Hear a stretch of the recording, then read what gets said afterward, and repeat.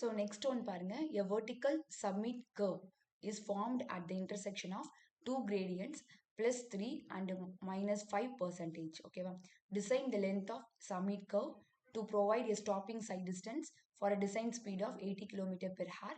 Assume other data அப்படின்னு நம்ம கிட்ட கொடுத்துருக்காங்க. இதுலயே நமக்கு ரெண்டு கர்வ் இருக்குது. ஒன்று வந்து சம்மிட் கர்வ், இன்னொன்று வந்து வேலி கர்வ். ஓகேவா? ஸோ பாருங்க இங்க சம்மிட் கர்வ் கொடுத்துருக்காங்க. பட் இதுல சம்மிட் கர்வ் அதே மாதிரி நீங்க என்ன கவனிக்கணும் அப்படின்னா இன்னொரு பாயிண்ட், இந்த ஸ்டாப்பிங் சைட் டிஸ்டன்ஸா ஓவர்டேக்கிங் சைட் டிஸ்டன்ஸா அதையும் நீங்க கவனிக்கணும். ஓகேவா? ஸோ ஃபர்ஸ்ட் நம்ம கிட்ட டூ கிரேடியன்ட்ஸ் கொடுத்துருக்காங்க. ஒன்று வந்து +3, ஒன்று வந்து -5%. ஓகேவா? Next design speed 80 km per hour கொடுத்துருக்காங்க. நெக்ஸ்ட் இப்போ நம்ம லென்த் கண்டுபிடிக்கணும் with respect to stopping sight distance வச்சு கண்டுபிடிக்கணும். ஓகேவா? இப்போ நம்ம ஸ்டாப்பிங் சைட் டிஸ்டன்ஸ்னா நம்ம ஆல்ரெடி பார்த்துட்டோம், lag distance plus braking distance. ஓகேவா? அப்போ நீங்க வந்து டைம் என்ன எடுப்பீங்க, 2.5 செகண்ட்ஸ் தான் எடுக்கணும். எஃப் உடைய வேல்யூ வந்து 0.35. இது ரெண்டுமே அசம்ஷன். இதே இது ஓவர்டேக்கிங் சைட் டிஸ்டன்ஸ்னா உங்களுடைய டி உடைய வேல்யூ 2 செகண்ட்ஸ்னு இருக்கும். ஓகேவா? இப்போ நீங்க என்ன கண்டுபிடிக்கிறீங்க, வி உடைய வேல்யூவை நான் மீட்டர் பர் செகண்ட்க்கு நான் கால்குலேட் பண்ணி வச்சிருக்கிறேன். ஸோ வி கால்குலேட் பண்ணியாச்சு. நெக்ஸ்ட் ஸ்டாப்பிங் சைட் டிஸ்டன்ஸ் உடைய ஃபார்முலா என்னது, VT plus V square divided by 2gf.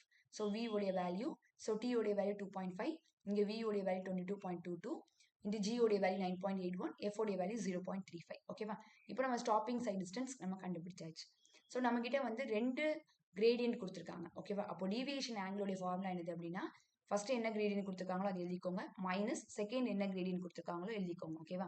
Suppose இங்க மைனஸ் இருந்துச்சு அப்படின்னா மைனஸ் ஆஃப் மைனஸ் இங்க பிளஸ் ஆயிடும். ஓகேவா? ஸோ பட் சென்டர்ல வந்து மைனஸ். ஓகேவா? ஃபர்ஸ்ட் ஒரு கிரேடியன்ட் கொடுத்துருப்பாங்க, நெக்ஸ்ட் ஒரு கிரேடியன்ட் கொடுத்துருப்பாங்க, ரெண்டுத்தையும் என்ன பண்ணும், மைனஸ் பண்ணணும். சப்போஸ் இங்கேயும் மைனஸ் கொடுத்துருந்தாங்க அப்படின்னா ஸோ மைனஸ் மைனஸ் பிளஸ் ஆயிரும். ஓகேவா? So 3% 0.03, so 5% 0.05. இதை நீங்க கால்குலேட் பண்ணீங்கன்னா உங்களுக்கு என்னுடைய வேல்யூ 0.08 வந்துடும். நெக்ஸ்ட் நம்ம ஒரு அசியூம் பண்ணியிருக்கோம்.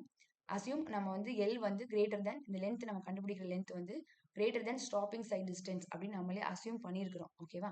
ஸோ அப்போ அப்படி நம்ம இந்த அசியூம் பண்ணும்போது அதனுடைய ஃபார்முலா என்னது அப்படின்னா ns ஸ்கொயர் டிவைடட் பை 4.4. ஓகேவா?